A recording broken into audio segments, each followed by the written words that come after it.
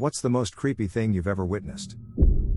My granddad knocked over my great-grandma's ashes in his car accidentally, and to this day swears he heard her laugh, loud and clear as if she was standing next to him.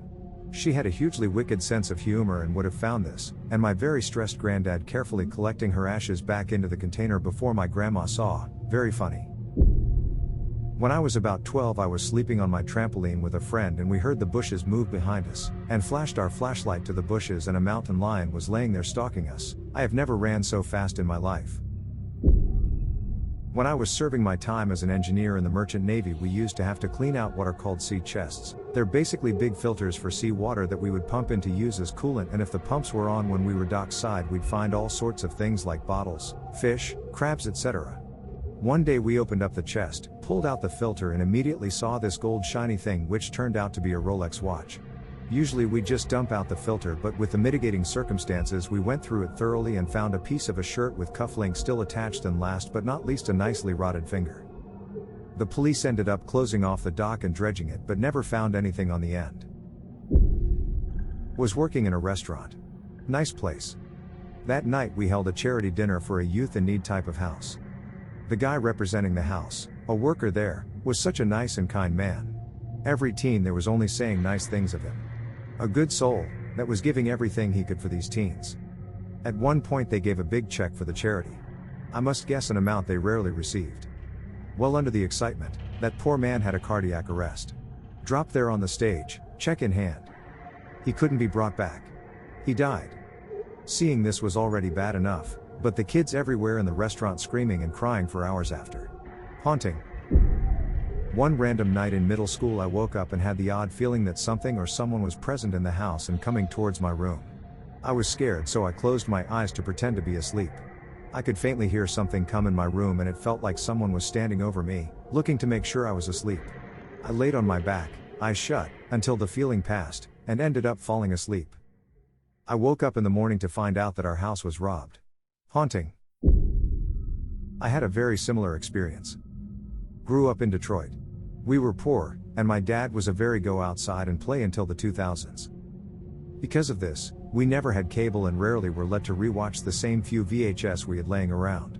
I remember one night I felt lucky because my parents forgot I was downstairs watching and never came to check. I remember falling asleep on the couch watching TV. During the night, I awoke to a man standing over me. Large figure, large frame. I assumed it was my dad, and he shushed me before moving around the room. I assumed he was looking for something and just being a nice dad. The next day, my family woke up, and the front door was still open from the day before, no AC, we needed the breeze. We started to notice things missing. Dad freaked out and asked if I saw anyone. It's been 25 years, but I'm pretty sure I lied because I was scared it was my fault. Dad bought a pistol that day and sat in a wooden chair facing the front door while everyone else slept. As a kid, I thought he was just angry and wasn't sleepy. As an adult, I know he was terrified for his kids and running on very few hours a week. I was about 8 and walking in a field along brambles with my grandmother picking blackberries and generally having a fun time. The area was walking distance from her home, so it wasn't as if we were anywhere remote. We came across a small area kind of hidden through an archway of bushes. Inside the area and underneath an overhanging tree, really secluded and off of any kind of path, we found a shallow dug rectangle grave shape with black, burned marks inside on the dirt. I remember my grandmother just saying, "Okay, let's go home," and we went home. Later on I heard my granddad confirming with my grandmother that it would have been the spot where the guy tried to burn the body of a girl who had been recently murdered in their town. The case had been solved, but the crime scene must have just been left as that hole. It was all over the news just before that, but I was too young to really know about it. I have that photo image of how creepy that hole was to see to this day in my memory. I've always had trouble sleeping through the night, so I often wake up in the middle of the night. When I was probably 16 or 17, I woke up one night, and I left my room to get a snack or some water.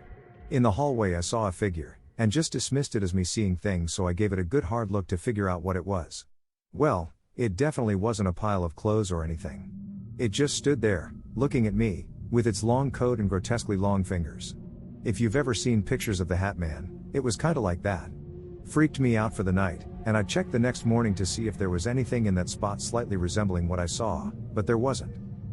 I had figured I was just seeing things and got over it until a week later, When we were around the dinner table and my sister started describing this strange figure that she had seen the night before, and it perfectly matched the thing that I had seen a couple of nights previously. The hush that fell over the table as everyone exchanged nervous looks when I said, "Oh, yeah, that guy, you've seen him too?" was deafening. My dad installed security cameras the next day, but we never saw anything. I've since gotten over it, but damn if that didn't creep me out for a while. When I was bartending one very slow night, I ended up alone with two men. They claimed to be veterans and one man had a serious speech issue that the other claimed stemmed from a combat injury. They were already drunk and sassy, asking for a free drink for their service. I gave it to them with the comment that we were closing soon, hoping they would just move along. They were making lewd comments and telling dirty jokes like many other drunk men before, but my inner alarms were screaming these guys were not okay. I tried to do my closing tasks and sent a text to all my bartender friends and anyone I thought might be in the area that I needed help and had the police department's number up on my phone. As I walked by to check on them, the one with speech issues mumbled something to me which I didn't understand. His friend kindly translated that he had said it would be very easy to lock the front door and then throw me up on the bar. They laughed. I laughed. I went to the kitchen and grabbed my favorite chef knife and ticked it next to my phone. I'm 5 feet 1 inch and didn't stand a chance against two men, especially if they were ex-combat vets. Thankfully, a very drunk friend responded to my text and came in to save me. He led them to the next bar and I tried to process the evening.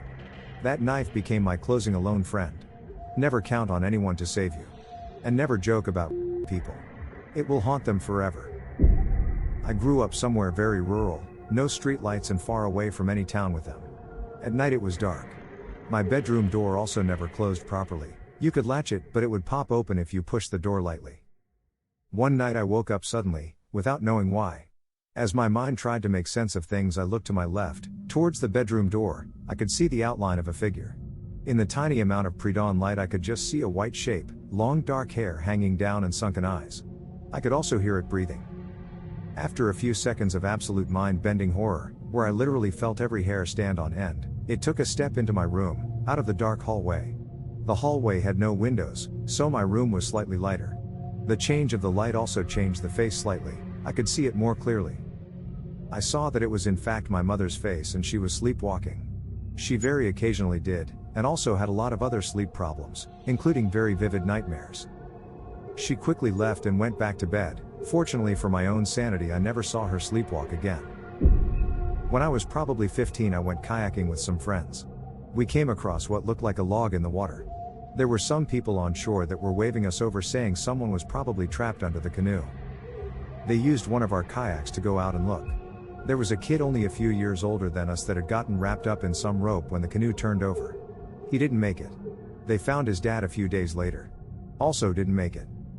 That image I will never get out of my mind. Very recent story, not even a week old. Weird stuff has been happening in the house I'm staying in for months, starting when I was out of town for 2 weeks. When I'd wake up in the morning, after I'd come back from a trip, or after I'd come home from a night out, furniture had been moved, dishes had been washed, laundry had been folded, and a host of other weird things. Always good things, and nothing was ever stolen. I went through so many different possibilities. I started sleepwalking for the first time. I have carbon monoxide poisoning. There's a ghost in the house. I'm blacking out from stress. There's someone coming in and out of the house. I searched the house so many times for another person and never found anyone. And I was slowly going crazy trying to figure out what was happening. I honestly thought I was having a psychotic breakdown at one point. The pinnacle was when I woke up one morning and all of my trash had been taken outside, put inside the trash bins. The trash bins had been rolled out to the curb, and in all the trash bins inside had new bags in them. Things finally started slowing down and things weren't being moved anymore, but I was hearing what sounded like people walking on the roof above me. My friends told me it was probably just squirrels, so I waved it off. Until last Friday when I walked upstairs at 2 a.m. and the crawl space door was wide open.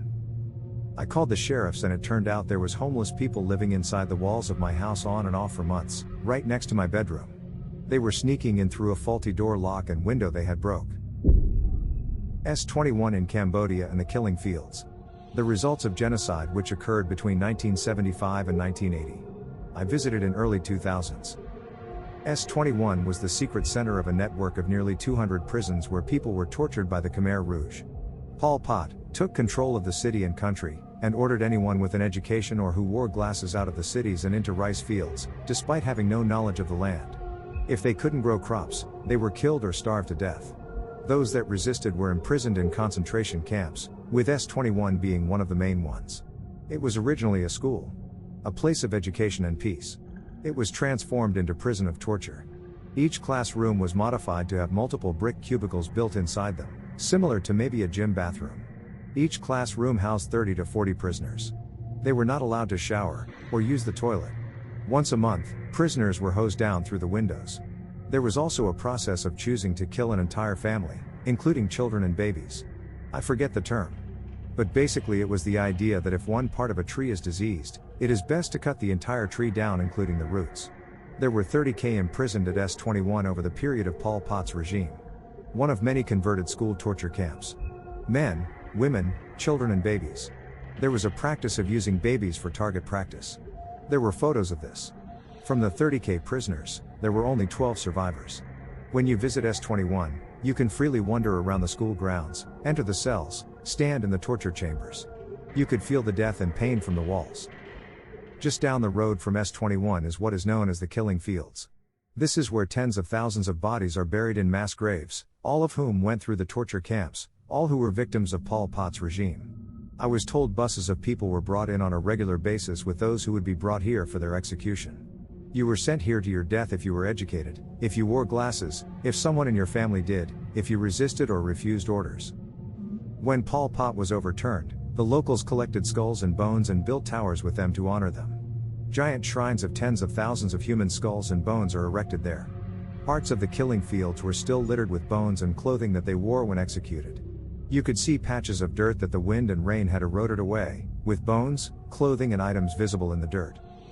This whole experience was one of the most humbling yet terrifying things I've seen that occurred on this planet, and I still sometimes can't believe these atrocities occurred in my lifetime. I worked at Walmart for a month, and one day, I was scheduled for about 4 a.m. I get there, and it's dead, so I'm the only person working up front. There are a few people coming in, mostly people who are extreme early risers or extreme night owls, but for the most part, I could just stand and people watch. One guy came in on through the right doors, and it looked like he was kind of limping, and as he got closer I saw red blotches on his face. At first, I assumed he had a condition and went about my people watching. Then he got even closer and embarrassingly, instead of thinking he was injured, my first thought was that he was a zombie. Nope. He had been stabbed in the parking lot and came in asking to use a phone. I panicked and just started screaming code white, the equivalent of call an ambulance. Now, I'm more likely to run towards someone covered in blood than run away. I watched the light leave my buddy's eyes. We were at a house party that had a keg. He did a keg stand, held it for a while, was actually impressive. When he came down he stabilized himself, looked me dead in my eyes and I can see them fade and go dull, then he just collapsed. I can still hear the thud his head made on the patio. Called the ambulance, and he recovered, but just watching his eyes go dull and him collapsing was hard and something that still pops into my head. Thanks for watching. Please be sure to subscribe, like and hit that notification bell for more. Be sure to have a restful day.